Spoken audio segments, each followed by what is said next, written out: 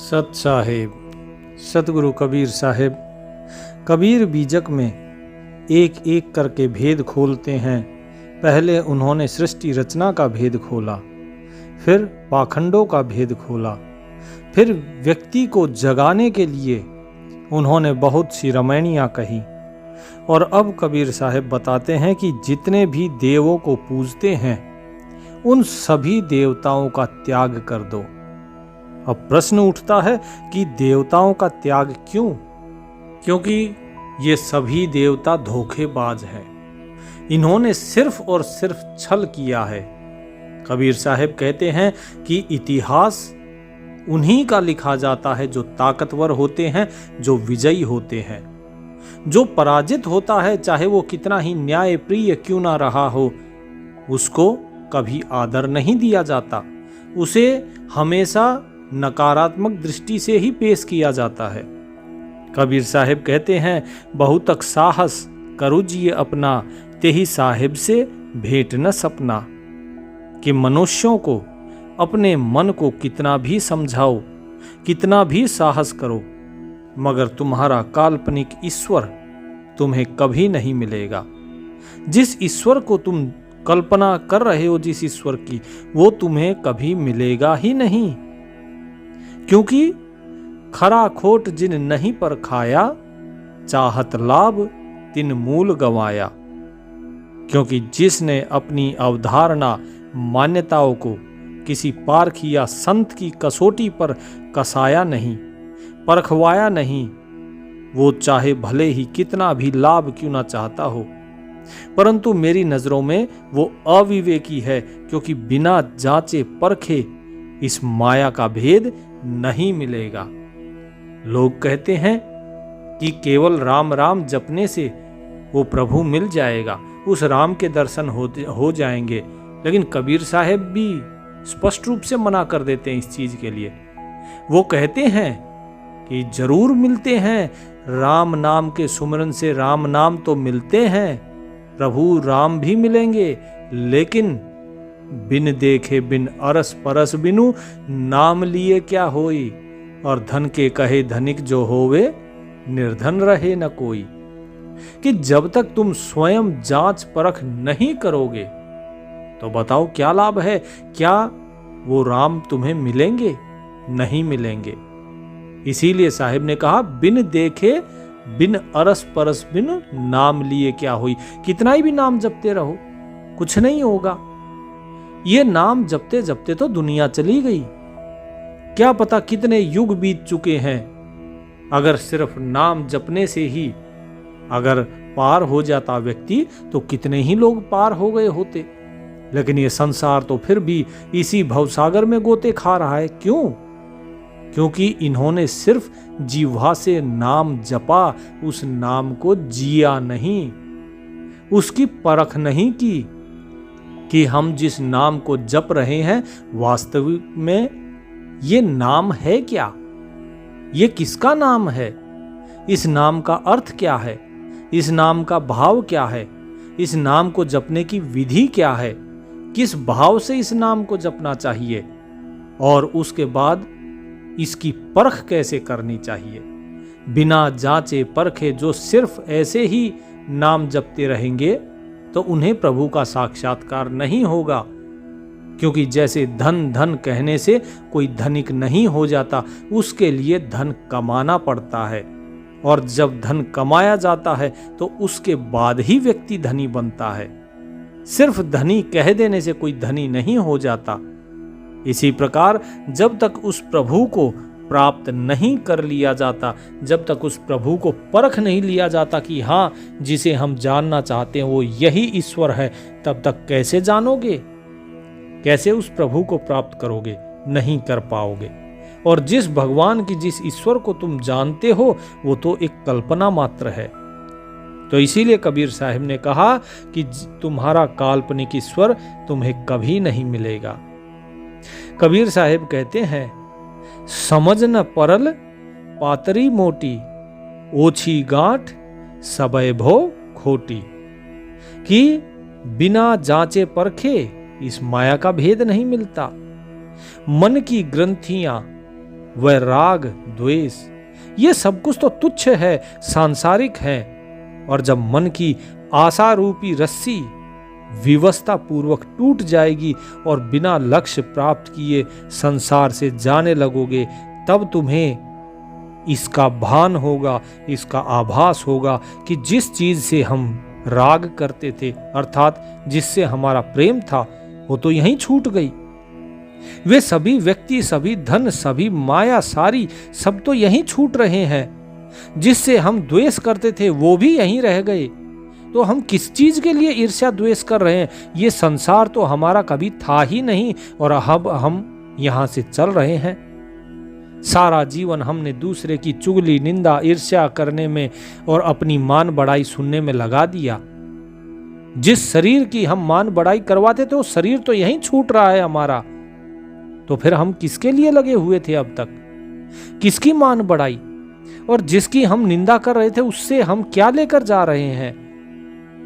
इसीलिए साहिब ने कहा है कि लोगों की समझ में नहीं आती, वो पतले मोटे को नहीं समझते हैं। उनकी क्या कहा? समझ न परल पातरी मोटी, ओछी गांठ सबय भो खोटी। अब उनका जो भी उन्होंने किया था वो सब कुछ खोटा हो चुका है और खोटा सिक्का कहीं नहीं चलता है। कहें कबीर के ही देहो खोरी, जब चली हो झी आशा तोरी। अब तुम्हारी जो आशाएं थी, जो तृष्णाएं थी, वो सब कुछ तो यहीं शरीर के साथ टूट कर रह गई। अब बताओ, इस संसार से जाने का समय आ गया। अब तुम किसे दोष दोगे? अभी तक तो इस संसार में रहते हुए तुम अपने जो असफलता थी, अपने जो गलत निर्णय थे, उसके लिए दूसरों को दोषी ठहरा देते थे। लेकिन अब जब तुम इस संसार से जाने का तुम्हारा समय आ गया, अब इसके लिए तुम किसे दोषी ठहराओगे?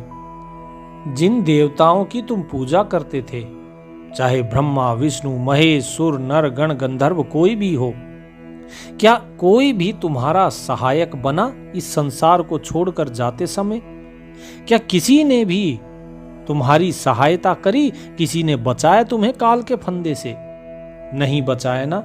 और यदि कोई बचा ही नहीं सकता, फिर तुम उनके पीछे क्यों भागते हो?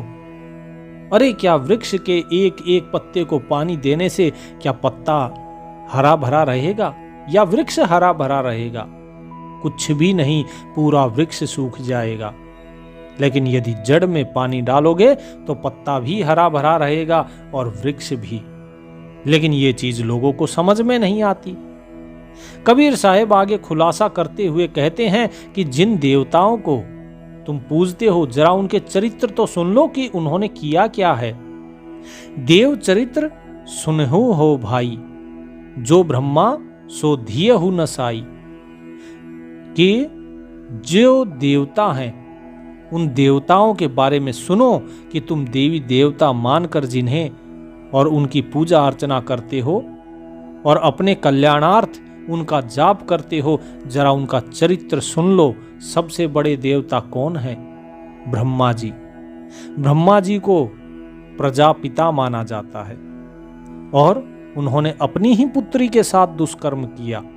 और यही कारण है कि ब्रह्मा जी की पूजा सिवाय पुष्कर के और कहीं नहीं होती संसार में। इसीलिए ब्रह्मा जी को कहीं नहीं पूजा जाता। अपनी ही पुत्री के साथ उन्होंने जो दुष्कर्म किया उसके लिए। और दूसरा सुनो, दूजे कहो मंदोदर तारा, जेहि घर जेठ सदा लगवारा। कि उसके बाद मंदोदरी और तारा, उन्हें पंचकन्या अर्थात देवी माना जाता था। लेकिन अपने देवर जेठ जो थे उनकी रखेल रही वो भी। जैसे देवर कौन थे? मंदोदरी के देवर थे विभीषण, और तारा जो कि बाली की पत्नी थी, उनके देवर थे सुग्रीव। उनके अधीन रही वे। और कई राम भक्तों और महात्माओं ने अपनी ही भाभियों को पत्नी बना लिया। ऐसा कबीर साहिब कहते हैं, ये मैं नहीं कह रहा। फिर कबीर साहिब क्या कहते हैं? सुरपति जाए अहिल्या छरी, सुर गुरु घरनी चंद्रमय हरि। कहें कबीर हरि के गुण गाया, कुंती ही कर्ण कुंवार ही जाया। कि भाई इतना ही नहीं, देवराज इंद्र ने अहिल्या के साथ छल किया। देवराज इंद्र ने विश्वामित्र मुनि की तपस्या भंग करने के लिए मेनका को भेजा। देवताओं के गुरु बृहस्पति के शिष्य चंद्रमा ने गुरु पत्नी तारा को ही अपने घर में जबरदस्ती रखकर बुध नामक एक पुत्र को भी जन्म दिलवाया। कबीर साहब कहते हैं कि देवादिदेव विष्णु ने भी वृंदा के साथ छल किया और सूर्यदेव ने तो कुंती को कुंवारी मां ही बना दिया था। यहां पर कबीर साहब स्पष्ट कर रहे हैं कि जो महाभारत में बताया गया है कि ये वरदान थे, वरदान कुछ नहीं था। सृष्टि की नियम के विरुद्ध कुछ भी नहीं होता है। जो व्यक्ति मरता है इसका मतलब उसका जन्म हुआ है। वरदान कुछ नहीं होता। जैसे नरसिंह जी खंबे से प्रकट हुए थे, वे प्रकट हुए थे तो अंतर्ध्यान हो गए। इसी प्रकार श्री राम ने जन्म लिया तो देह त्याग कर जाना पड़ा। माता सीता भूमि से उत्पन्न हुई।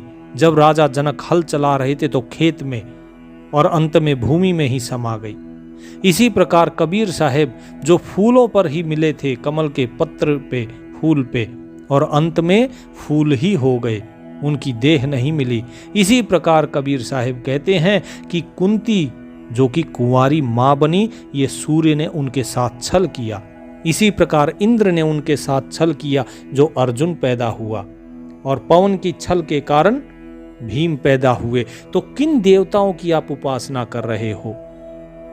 इसीलिए देवों की उपासना से बताओ कल्याण कैसे होगा, जो देवता सिर्फ और सिर्फ अपने स्वार्थ के लिए छल करते आए हैं।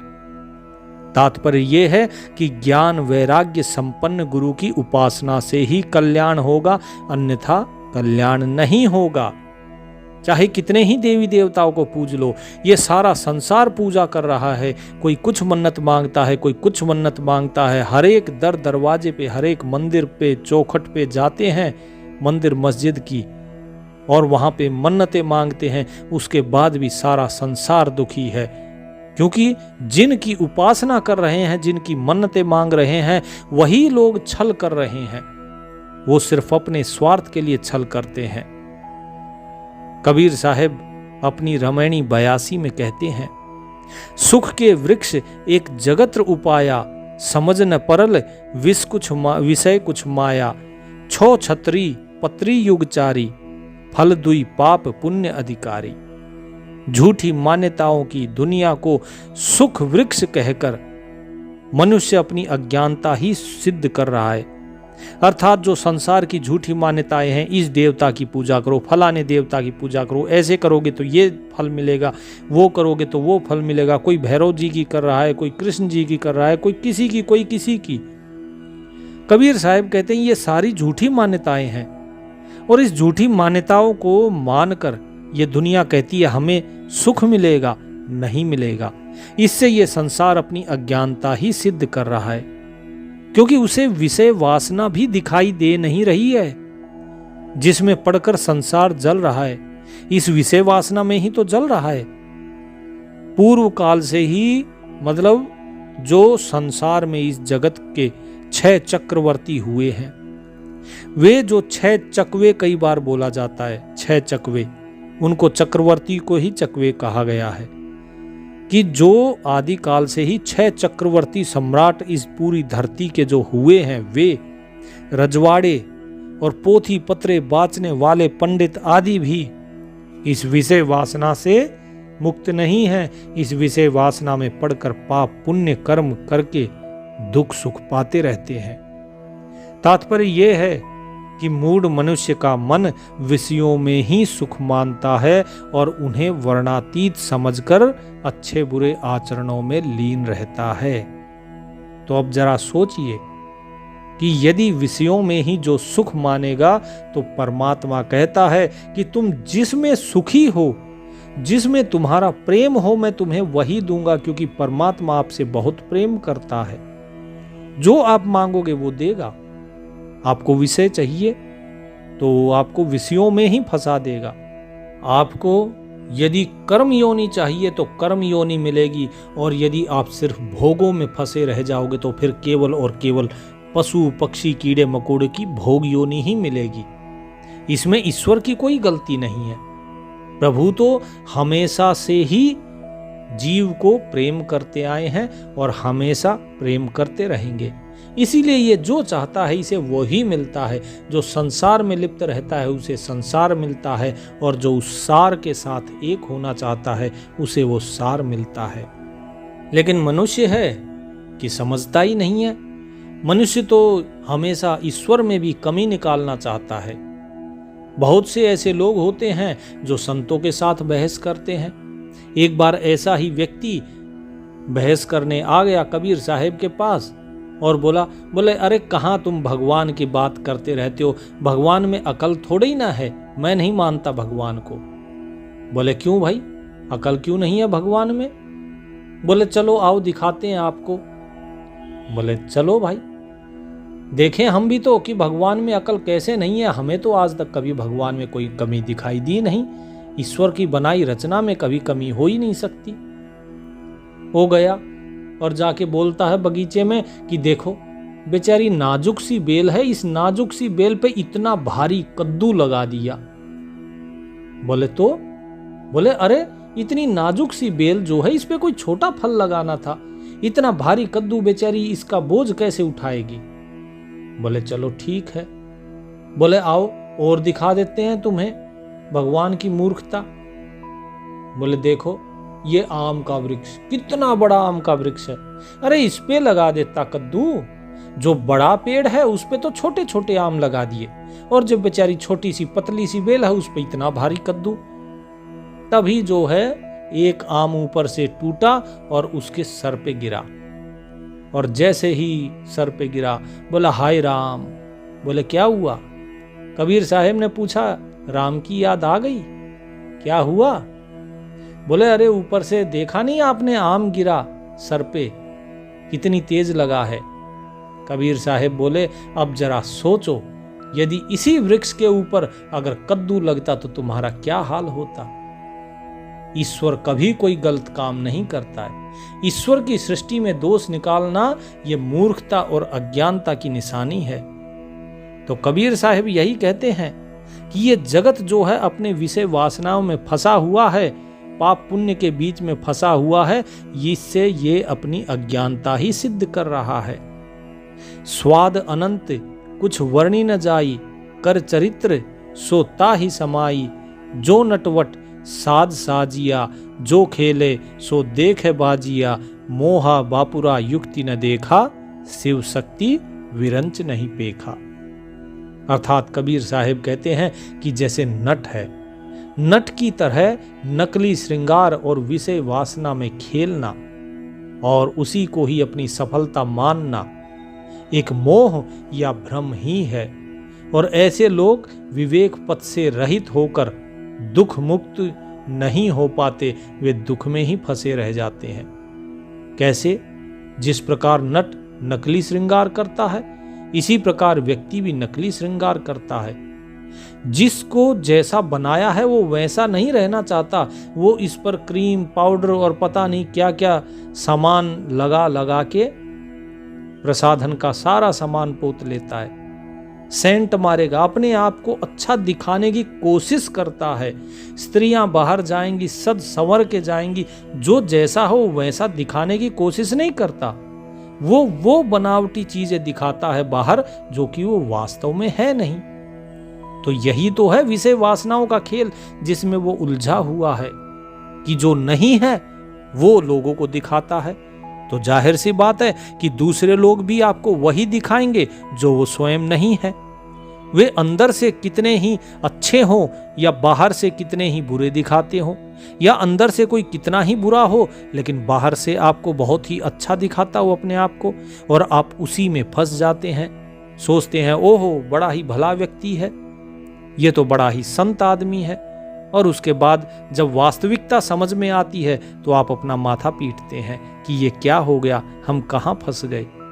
तो कबीर साहब कहते हैं कि यही है मोह और भ्रम।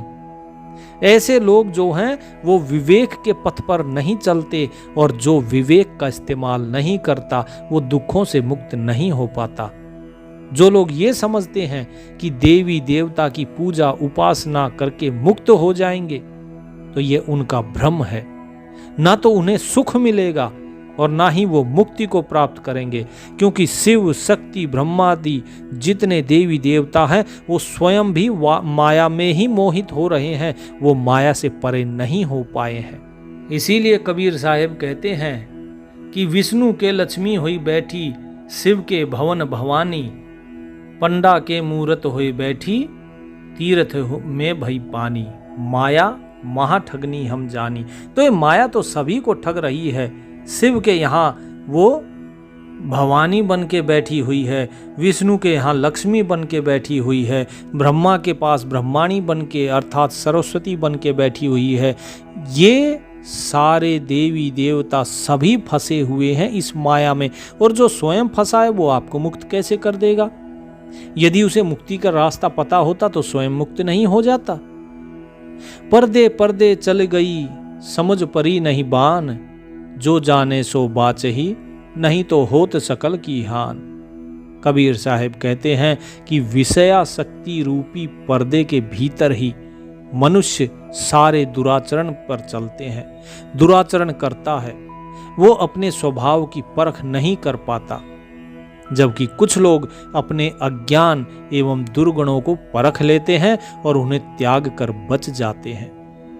इसीलिए मैं आपको कहता हूं कि अपने 5 गुण लिखो और 5 दुर्गुण लिखो, क्योंकि जब तक आप अपने दुर्गुणों को जानेंगे नहीं, उन्हें परखेंगे नहीं, तो त्यागोगे कैसे? जो व्यक्ति अहंकारी होगा वो अपने अवगुण देख ही नहीं पाएगा, लेकिन जो व्यक्ति ज्ञानी होगा केवल वही अपने अवगुणों को देख पाएगा, उसे अपने गुण नहीं दिखाई देते। तो इसीलिए कहता हूं अवगुण और गुण दोनों लिखो कि आप क्या करते हो और क्या नहीं करते हो, और क्या त्यागने की जरूरत है और क्या आपको बनाए रखने की जरूरत है। ये सारी चीजें हमें पता होनी चाहिए।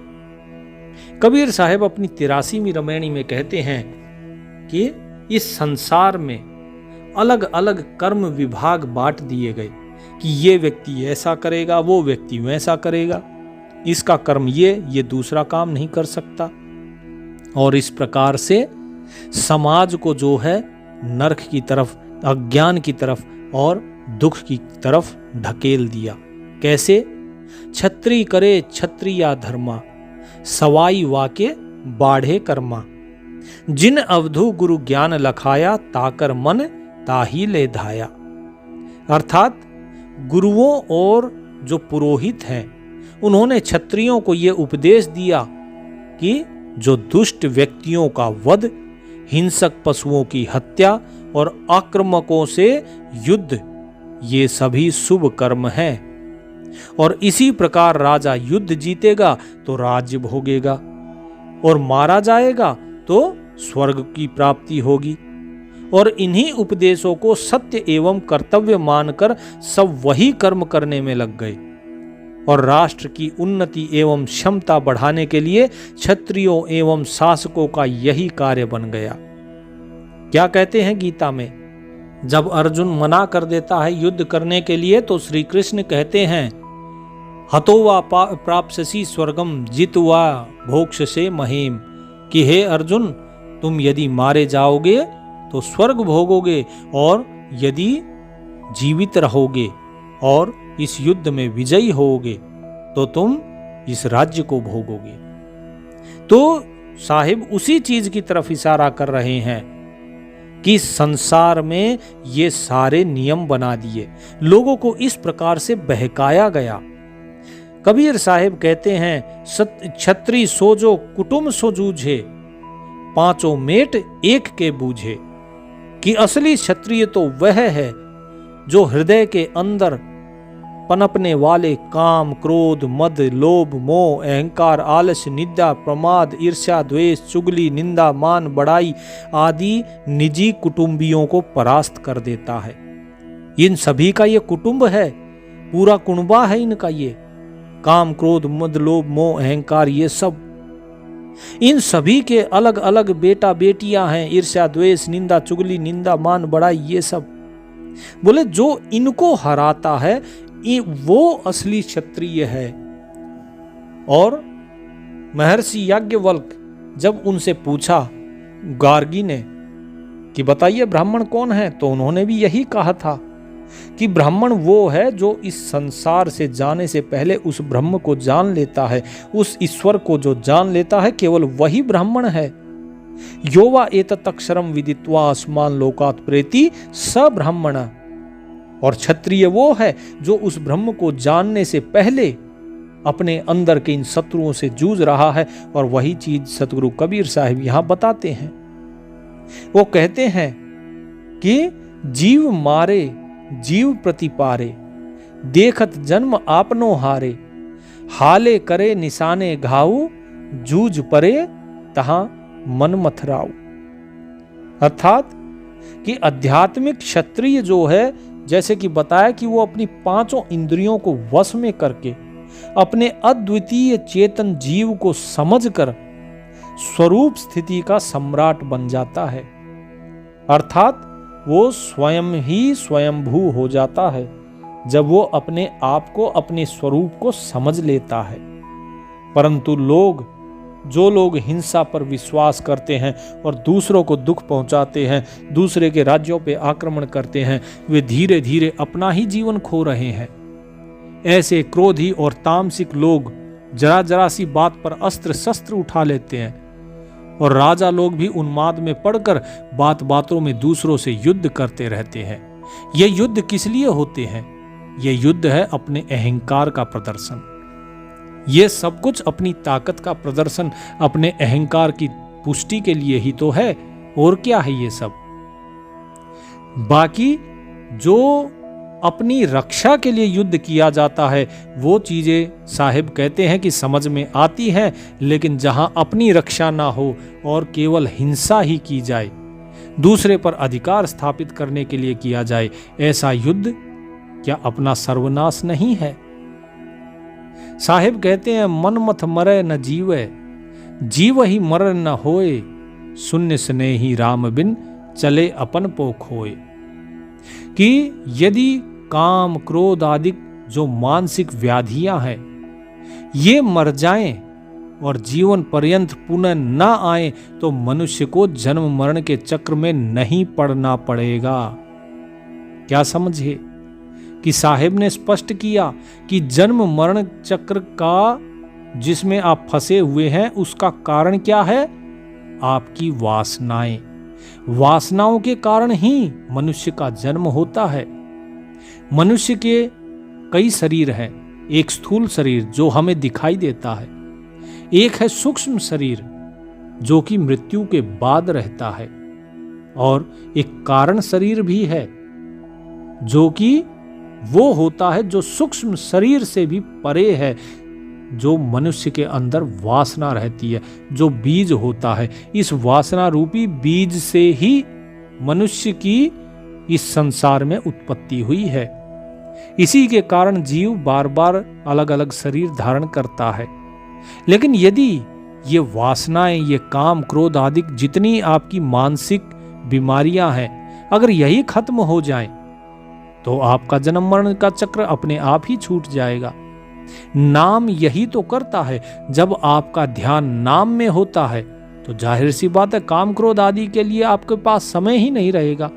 आपका ध्यान ही उसमें रहेगा तो आपका मन उधर से हट जाएगा, और जब मन में काम क्रोध नहीं होगा तो जन्म मरण के चक्र से छुट्टी।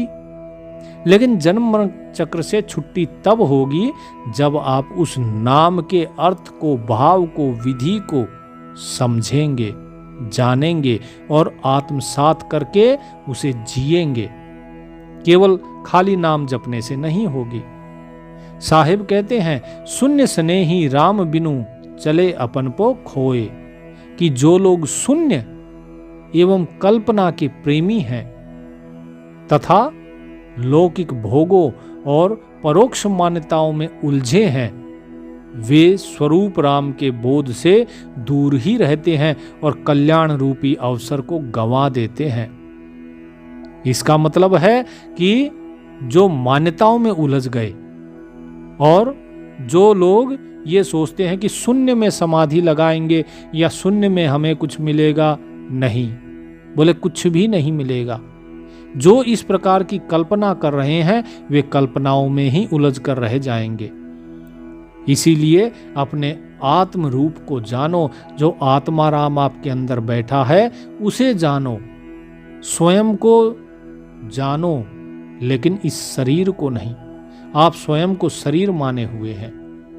कबीर साहब अपनी 84वीं रामायणी में कहते हैं, ये जियराते अपने दुखी संभार, जेहि दुख व्यापी रहा संसार।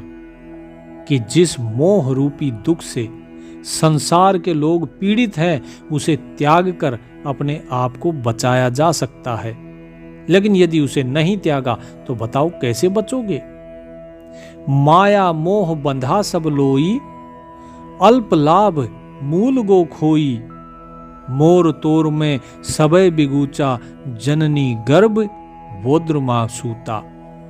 अर्थात संसार के सभी जीव माया मोह रूपी में इसकी रस्सी में बंधे हुए हैं, जिसमें उन्हें कुछ क्षण के लिए सुख या छोटा मोटा लाभ भले ही मिल जाए, लेकिन वो अपने स्वरूप, विवेक और आत्म संतोष रूपी मूलधन को खो देते हैं।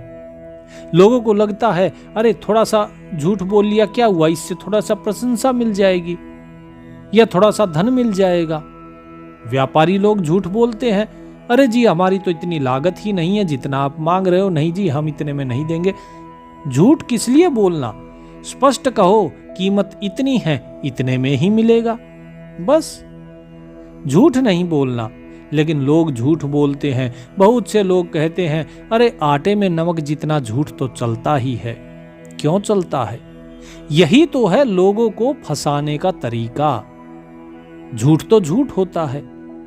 आप ऐसा काम ही क्यों करें कि आटे में नमक जितना भी झूठ बोलना पड़े। तो कबीर साहब जो कह रहे हैं उसमें यही बता रहे हैं कि आप क्षणिक सुख या थोड़े से लाभ के लिए इस माया मोह रूपी रस्सी का सहारा ले लेते हैं और आप उसी के कारण अपना स्वरूप, मतलब अपना जो आत्म स्वरूप है, पहले आपने उसे खोया, फिर उसके बाद आपने अपने विवेक को खो दिया क्योंकि विवेक का आपने इस्तेमाल नहीं किया, और उसके बाद जो आपका स्वयं का संतोष रूपी धन था आपने उसको खो दिया। और जब व्यक्ति के पास संतुष्टि ही नहीं होगी तो वो कभी सुखी हो ही नहीं सकता, क्योंकि उसकी कामनाएं कभी तृप्त होंगी ही नहीं। बहुतक खेल खेले बहुरूपा, जन भौरा अस गहे बहुता। उपज बिनस फिर जूनी आवे, सुख को लेस सपने हूं नहीं पावे। साहिब कहते हैं कि तेरा मेरा, इसका उसका, इसी राग द्वेष इनमें पड़कर सभी जीव उलझे हुए हैं।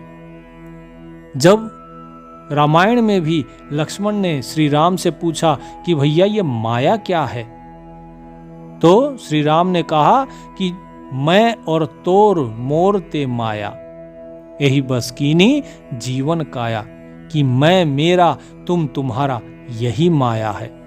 अर्थात जहां द्वैत है, तू और मैं, बोले वही माया है। क्योंकि जहां तू और मैं है वहीं तेरा मेरा होगा, और जहां तेरा मेरा होगा वहीं पर झगड़ा होगा, वहीं पर लोग उलझ जाएंगे। तो वही चीज कबीर साहब कहते हैं कि मेरा तेरा मोर तोर मैं सबे बिगूचा, कि मेरा तेरा और राग द्वेष में ही पड़कर सभी जीव उलझे हुए हैं। और इसी सांसारिक वासना और माया के कारण बार बार मां के गर्भ में आते हैं। तो ये कबीर साहब यहां स्पष्ट कर रहे हैं कि यहां जन्म का कारण क्या है। वास्तविक जन्म का कारण है वासना। मरते समय भी व्यक्ति के मन में जो भाव होगा उसे वैसा ही जन्म मिलेगा। जिसके मन में वासना होगी, कामनाएं होंगी, जैसी होगी उसे उसी प्रकार का जन्म मिल जाता है। जीव नाना रूप धारण करके इस संसार में अनेकों कर्मों के खेल खेलते हैं, और कमल पुष्प के अंदर जैसे भौरा फंस जाता है ना, और हाथी द्वारा फिर वो चबा लिया जाता है, क्योंकि हाथी आता है वो कमल के पत्ते को तोड़ता है, चबा जाता है। लेकिन भौरा, उसका राग होता है, प्रेम होता है उसमें, तो फंस जाता है। और ऐसे ही साहिब कहते हैं कि राग के वशीभूत होकर ये जीव भी मारा जाता है, काल के वश हो जाता है। फिर ये जन्म लेना, मरना, पुनः योनि में आना, यही सब चक्कर लगा रहता है। और इसी जन्म मरण के प्रवाह में बहते हुए सुख का लेस मात्र सपने में भी नहीं पाते लोग, बल्कि देह ग्रंथि में पड़कर कष्ट, दुख, संताप केवल यही प्राप्त करता है मनुष्य। तो इसीलिए इस चक्र में नहीं फंसना चाहिए, इन वासनाओं में नहीं फंसना चाहिए। दुख संताप कष्ट बहु पावे, सो न मिला जो जरत बुझावे। मोर तोर में जरे जग सारा, धृग स्वार्थ झूठा अहंकारा। कि इस मेरे तेरे में ही तो सारा संसार जल रहा है। साहिब कहते हैं कि इन्हें सत्य उपदेश से संतुष्टि दिलाने वाला कोई गुरु नहीं मिलता। क्यों नहीं मिलता? क्योंकि ये स्वयं किसमें फंसे हुए हैं? ये स्वयं वासनाओं में फंसे हुए हैं। कोई कितना ही ज्ञानी ध्यानी कोई भगत क्यों ना हो, लेकिन यदि वो संसार में फंसा हुआ है तो उसे गुरु संसारी ही तो मिलेगा। ऐसे गुरु आपको बहुत कम मिलेंगे जो इस संसार से परे की बात करें या इस संसार से परे हो, क्योंकि जैसे आप रहेंगे आपको वैसा ही गुरु मिलेगा। तो कबीर साहिब यही चीज बता रहे हैं कि इन्हें सत्य उपदेश से संतुष्टि दिलाने वाले गुरु कभी नहीं मिलते। तात्पर्य यह है कि सारा संसार मेरा तेरा राग द्वेष आदि में जल रहा है और ऐसे झूठे स्वार्थ एवं अहंकार को धिक्कार है। झूठी आशा लगाकर बैठे हैं और भोगों की उम्मीद किए हुए हैं लोग।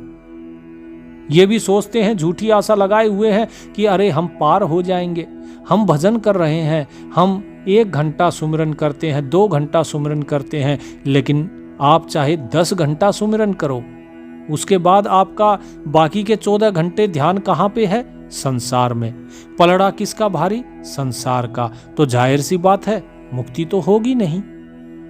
जब तक आपका एक एक श्वास केवल प्रभु के सुमरन में नहीं जाएगा, तब तक आपको आपकी आत्मा का, आत्म तत्व का, उस परमात्म तत्व का दीदार हो ही नहीं सकता है। नहीं होता है दीदार।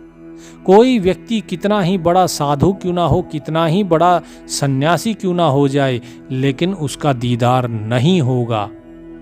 कबीर साहिब ने एक चीज स्पष्ट कही, कीर्तनिया से कोस 20, सन्यासी से 30, गिरही के हृदय बसो बैरागी के शीस। कि जो परमात्मा है, वो जो भजन कीर्तन करते हैं, बोले इनसे तो 20 कोस दूर रहता है, क्योंकि ये सिर्फ मुख से भजन कर रहे हैं, इनके हृदय में तो वो परमात्मा है ही नहीं, उसका भाव है ही नहीं। और सन्यासी से 30 कोस बताया। 30 कोस दूर क्यों बताया? क्योंकि सन्यासी गृहस्थी से निकल के सन्यासी होता है और फिर मांगने के लिए, खाने के लिए फिर से गृहस्थी के द्वार पे आ जाता है। और जब गृहस्थी के द्वार पे आके मांग कर खाता है तो उसके ऊपर जो कर्ज चढ़ता है गृहस्थी का, उसे उतारने के लिए उसे फिर से जन्म लेना होगा। इसीलिए कहा गया कि सन्यासी से 30 कोस दूर। और गिरही के हृदय बसो, गृहस्थी व्यक्ति के बोले परमात्मा हृदय में रहता है, लेकिन कब? जब वो परोपकारी हो, जब वो संतोष रखे, जब वो तेरा मेरा इन चीजों से परे रहे, तो ही उसके हृदय में रहता है। और क्या कहा फिर? बैरागी के शीश, कि जो बैरागी व्यक्ति है उसके मैं सिर पर रहता हूं। अर्थात जो व्यक्ति हमेशा इस संसार से विरक्त रहता है, संसार में तो है, लेकिन जो श्वास श्वास में केवल उस प्रभु का हो गया और विरक्त हो गया, बोले उसके तो मैं हमेशा साथ रहता हूं, उसके सिर पर मैं हमेशा रहता हूं। तो कबीर साहिब यही कह रहे हैं कि इस सांसारिक माया को छोड़कर जो लोग प्रभु की प्राप्ति के लिए चलते हैं, केवल उन्हें ही प्रभु मिलते हैं। झूठी आस रही जग लागी, इनते भाग बहुर पुनि आगी, जेहि हित के राखेउ सब लोई, सो सयान बाचा नहीं कोई। कबीर साहब कहते हैं कि जो सांसारिक माया छोड़कर आध्यात्मिक भ्रांति, सुनिए ध्यान से, आध्यात्मिक भ्रांति यानी कि संसार की माया को तो छोड़ दिया और उसके बाद आध्यात्मिक भ्रांति रूपी झीनी माया को पकड़ लेता है और फिर से आग में जलने लगता है, कोई बिरला ही है जो मोटी माया यानी सांसारिक माया को छोड़ के और झीनी माया का जो आडंबर है उससे बच जाए, ऐसा कोई बिरला ही है। तो मोटी माया क्या है? साहेब कहते हैं, मोटी माया सब तजी, झीनी तजी न जाए, पीर पैगंबर ओलिया, झीनी सब को खाए। कि मोटी माया है काम, क्रोध, लोभ, मोह, अहंकार। ठीक है जी। और उसके बाद झीनी माया क्या है?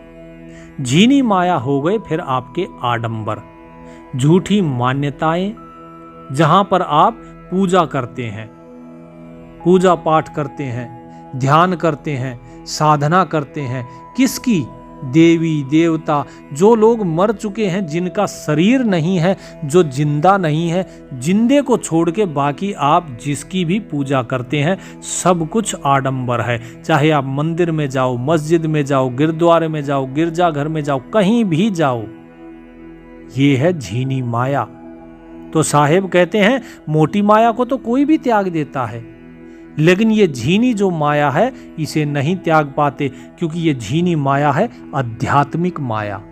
लोगों को लगता है अरे हम तो भजन बंदगी कर रहे हैं, नहीं, वो झीनी माया में उलझे हुए हैं। भजन बंदगी अलग चीज है। जो वास्तविक बंदगी है वो है जब आप अपने रोम रोम में, श्वास श्वास में केवल उस प्रभु का नाम सुमिरन करते हैं, उसी से ही प्रेम करते हैं, उसी के ही प्रति आपका सच्चा भाव होता है, तभी आप वास्तविक में बंदगी कर रहे हैं। अन्यथा आप जो भी आपको ये माया दिखाई दे रही है, जो भी आप भक्ति, बंदगी, पूजा पाठ जो भी कर रहे हैं, ये झीनी माया है। इसे कहते हैं आध्यात्मिक माया। और इसके अलावा सांसारिक माया जो मोटी है वो बता चुके हैं, लेकिन इसके अलावा सांसारिक झीनी माया भी है, जो है ईर्ष्या, द्वेष, बैर भाव, चुगली, निंदा, दूसरे की निंदा कर दी, दूसरे की चुगली कर दी, अपने मान, अपनी बड़ाई सुनना, प्रशंसा सुनना और दूसरे की ईर्ष्या सुनना। आप कुछ नहीं कर रहे, आप तो सिर्फ सुन रहे हैं, वो भी झीनी माया में है। तो इन चीजों से आपको संभल कर रहना होगा। जब तक आप समझेंगे नहीं कि झीनी माया क्या है और मोटी माया क्या है, तब तक आप इस दुविधा में फंसे रह जाएंगे। लोग पूछते हैं कि हम प्रसाद खाएं या ना खाएं। मिठाई समझ के खा लो, किस लिए मना करना है? मैं तो कभी किसी को नहीं कहता कि आप प्रसाद मत खाओ, ये मत खाओ। जो दे रहा है खा लो, क्या है? जो प्रसाद के नाम पे है वो खा लो, उसको सामने वाले को आशीर्वाद दे दो, उसके प्रणाम कर दो कि परमात्मा आपका कल्याण करे। बस मन से दिया हुआ आशीर्वाद धन से बहुत उत्तम होता है। तो साहिब कहते हैं कि जिस आत्म कल्याण के लिए लोग एक घेरा बना लेते हैं, उसकी सफलता उसमें नहीं होती, क्योंकि वो मान्यता ही गलत है। यही तो करते हैं लोग जो हैं अपनी मान्यताएं बना लेते हैं और उस मान्यता रूपी घेरे के अंदर स्वयं ही बंध जाते हैं। जैसे मकड़ी होती है, मकड़ी अपने चारों तरफ जाल बुनती है और फिर उस जाल में ही विचरण करती है। इसी प्रकार व्यक्ति जो है सोचता यह है कि मेरा आत्म कल्याण होगा और उस आत्म कल्याण के लिए वो मान्यताओं का घेरा बनाता है, लेकिन वो मान्यता ही गलत होती है। मान्यता किसे कहते हैं? मान्यता होती है जिसे हमारा मन मानता हो, वो मान्यता जिसे मन मानता हो, चाहे वो सच हो या झूठ हो, उससे कोई फर्क नहीं पड़ता। जो मन माने वो मान्यता। उसके बाद जिसे आपके मन ने माना और फिर आपने उसको धारण कर लिया, वो हो गई आपकी धारणाएं। जिसे आपका मन धारण किए हुए है। मानता तो है, लेकिन मानने के बाद उस पर विश्वास भी करने लगा, वो होगी आपकी धारणा। बहुत से लोगों को भूत प्रेत आदि ये सब दिखाई देते हैं, वो उनकी धारणा है, वो मान्यता नहीं। क्योंकि वो मान्यताओं को मान रहा है, वो मान रहा है कि भूत हैं, तभी उसको वो दिखना शुरू होते हैं, उसका विश्वास है उस पे, तभी उसे वो दिखता है। ये है उसकी धारणा, क्योंकि उसने वो धारण कर लिया। और जो ईश्वर को धारण कर लेता है, उसकी धारणा ईश्वर के प्रति हो जाती है। तो मान्यता और धारणा भी अलग अलग चीजें हैं। तो साहेब कहते हैं कि अच्छे अच्छे ज्ञानी भी इस माया से नहीं बच पाते, तो साधारण मनुष्य की तो बात ही क्या है। इस झीनी माया में बड़े बड़े पीर, पैगंबर, औलिया सब फंसे हुए हैं। तो बताइए कि बेचारे साधारण मनुष्य की क्या बिसात है। अंत में कबीर साहिब कहते हैं, आप चेते नहीं, कहो तो रुसवा होए, कहें कबीर जो आप न जागे, निरस्त अस्त ना होए। तो सतगुरु कबीर साहिब अंत में कहते हैं कि असत्य मान्यताओं से सावधान होकर अपने आप को उनसे यदि अलग नहीं करोगे तो कष्ट पाओगे। ये बताने पर कुछ लोग नाराज भी हो जाते हैं, लेकिन असत्य सत्य नहीं हो सकता, चाहे उसे कितना ही भी त्यागो, चाहे उसे मानो, चाहे उसे चिल्लाकर बोलो, चाहे उसे धीमे से बोलो, लेकिन असत्य असत्य ही रहेगा। ये संसार तुम्हारे झूठ पर विश्वास कर सकता है, लेकिन ईश्वर के सामने क्या करोगे? वो तो जानता है ना कि सत्य क्या है, झूठ क्या है।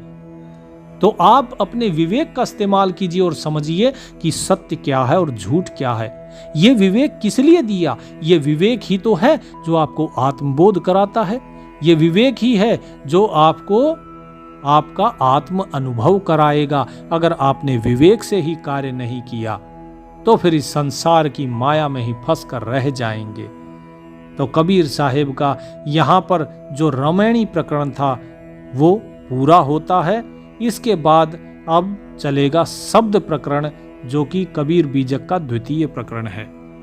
उम्मीद करता हूं कि अभी तक जितनी भी बाणियां साहिब की बताई गई, आप सभी उन पर अमल कर रहे होंगे। प्रभु का नाम सुमरण कीजिए और जैसे आज का सत्संग जो था, कबीर साहिब ने जो बताया, उसको अक्षरशः उसका पालन कीजिए। परमात्मा आप सभी का कल्याण करे। सत साहिब।